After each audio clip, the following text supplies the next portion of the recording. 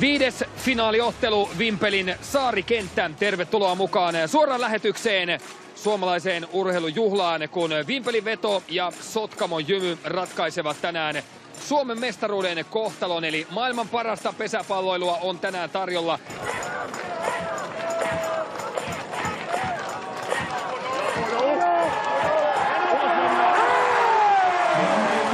Voittaa kolmannen kerran peräkkäin finaalisarjassa kotikentällään Hutukeiton Jani Komulaista vastaan. Vimpeli aloittaa pelin ulkoa. Niilo Piiponniemi tulee vaihtotehtäviin. Viikko sitten Piiponniemi lähti suunnitellusti puhtaalla hudilla viemään. Aavistusmerkki päällä, jälleen puhdas huti. Janne Heimonen on valmis tähän. Heimonen on valmis. Ja katsokaa näitä tuuletuksia vedon puolelta. Yleisö on aivan hurmiossa tähän ottelun alkuun.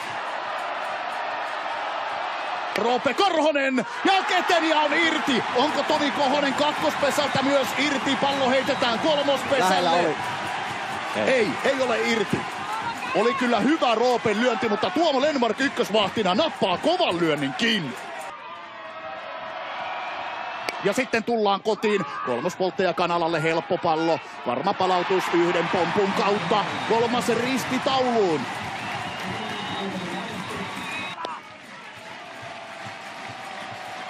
Tästä nähdään, mikä on Mäkelän päivän kunto. Puolikorkeaan syöttöön, pallo väliin. Kyllä, Piiponniemi vastaan. Kovakätinen koppari heittää, ei riitä. Vimpelin veto siirtyy johtoon ja Mäkelä käyttää näitä vahvimpia lyöntejään. Ja se on vapaa lyönti tappimiehen yli. Pesä täynnä 15-vuotias peruskoululainen Perttu Ruuska. Kyllä, ja lyö juoksun! Lyö merkistä pallon väliin ja Vimpeli johtaa 2-0. Ja Satu Tarina on kyllä kasvamassa omalla tavallaan tästä 15-vuotiaasta pesäpalloilijasta. Unelmalyönti. Unelmalyönti. Ajolähtö päällä. Ja Roopella saatetaan yrittää kaksikin kotiutusta tämän lyöntivuoron aikana. Ensimmäisellä Roope Korhonen kaventaa pelin 2-1. Puputti pelaa viisaasti. Hän näki, että ei ole mitään mahdollisuuksia polttaa, niin ei lähtenyt heittämään, ettei Sotkamo saa ilmasta takavaihtoa.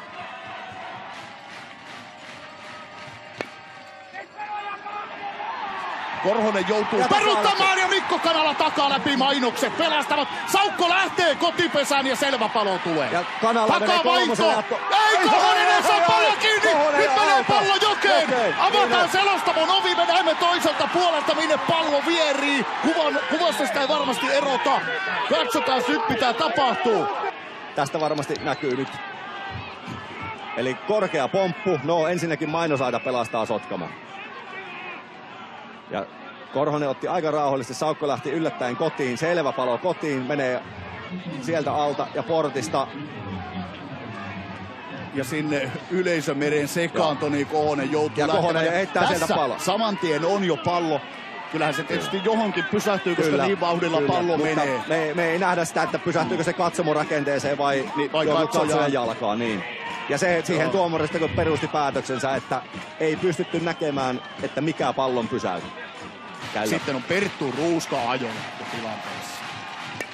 Ja jälleen pallo väli, nyt on Piiponiemen paikka polttaa. Heitto tulee kotipesän, juoksu samanlaisella lyönnillä. 15-vuotias Ruuska painaa tilanteen 4-1 ja Satu Tarina historian kirjoihin saa jatkoa edelleen. Roope Korhonen ottaa ensimmäisellä kotia aavistusmerkillä. Pitkä näppi. Lennmark menee nurin katsoen, että kampittiko Komulainen Lennmarkin. Lyöntihän oli laiton. Oliko siinä kontakti vai ei? Lennmark kompuroi. Aha, kyynärpäätä näyttää Komulainen. Se oli kyllä, siis kontakti haettiin tahallaan, että siinä mielessä se punaisen kortin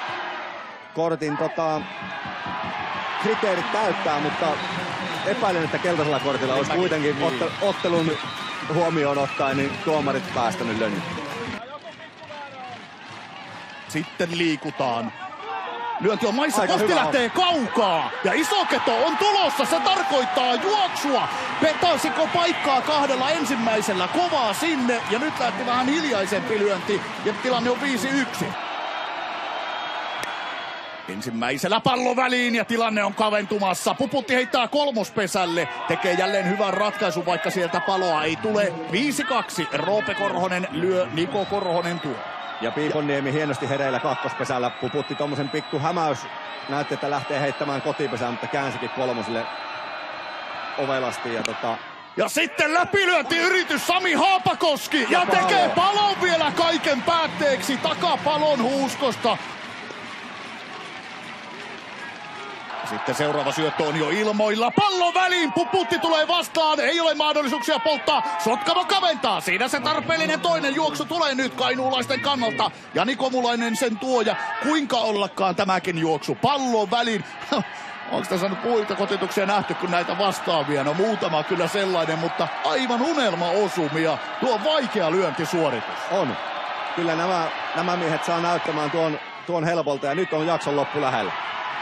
Siihen päätyy epäonnistuneeseen kopin nostoon.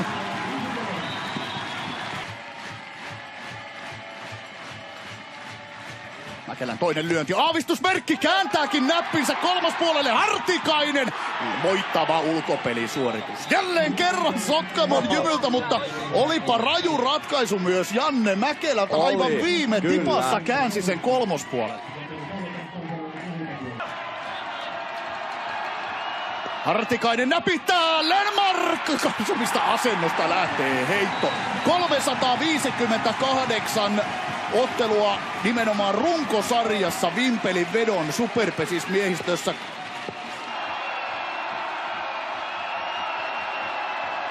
Ei onnistu Roopen lyönti. Ja vimpeliläisyleisö hakkaa käsiä yhteen ja rummuttaa jaloillaan sillä tavoin, että pääkatsomo sen kun tärisee täällä. Vimpelin seuraava ajolähtötilanne, jota Janne Mäkelä on purkamassa. Mäkelä on noussut jälleen suureen rooliin. Kun tärkeät pelit ovat esillä ja Vimpeli on siirtymässä johtoon. Jussi Kerro Horrosen heitto pompun kautta ei riitä. Ja jälleen kerran, kuinka ollakaan, pallo pistetään väliin. Teemu Isoketo on juoksun tuoja. Kyllä jälleen jatkuu nämä hienot lyönnit tonne. Mutta eka kertaa kakkospuolelle. Kakkosvahdin polttajan välissä on sauma aika lailla avonaisen näköinen. Matala syöttö. Hyvä yritys Heimosen. Ja sinne saumaan Roope yrittää nimenomaan ja Lassila häplää tästä juoksun. Vai tuleeko ykköselle pallo ennen kuin on kotipesässä? Nyt on todella tiukka tilanne. Jos pallo oli ykköspesässä Lennmarkilla hallussa ennen kuin eteni ja kotipesässä, silloin juoksua ei synny. Palo vihelletään täällä jo ja oikea tuomio. Täällä yleisö villiintyy samalla kun tarkastusta tehdään edelleenkin.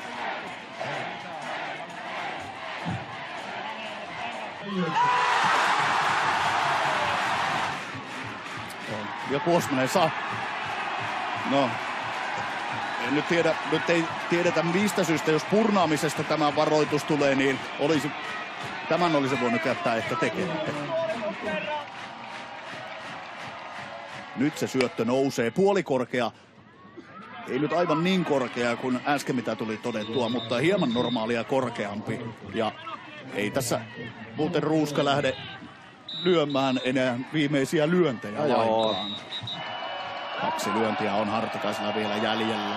Ei ole merkki päällä. Loistava lyönti. Onko pallo joessa? Haukkala syöksy. Oi, mikä pelastus.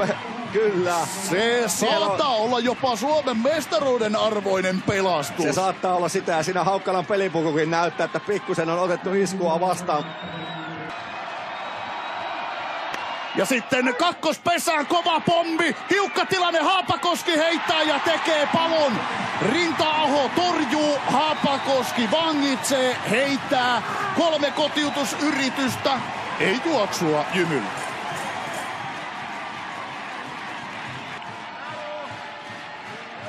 Puoli korkea, melkeinpä tolppa syöttö. Ja se saa Rinta-Ahon pasmat sekaisin. Sotkamo saa tehtyä erittäin tärkeät palot siihen. Mutta Vimpeli on edelleen 3 palon päässä mestaruudesta. Nyt tuli Kärpänen. Nyt on Kärpänen! Kyllä! Ja nyt se matala heitto pimeässä kelissä onnistuu Janne Heimoselta. Immo Rautiainen on käsi pystyssä. Vimpeli 2 palon päässä Suomen mestaruudesta. viimeisellä haastolyönti tulee. Sen tietää myöskin Vimpeli. Ja tässä on mahdollisuus kotijoukkueen kuitata toinen ristitaulu. Heimonen nostaa tolpan. Piiponniemi, laiton lyönti! Yleisö nousee seisomaan. Vimpeli on yhden palon päässä Suomen mestaruudesta.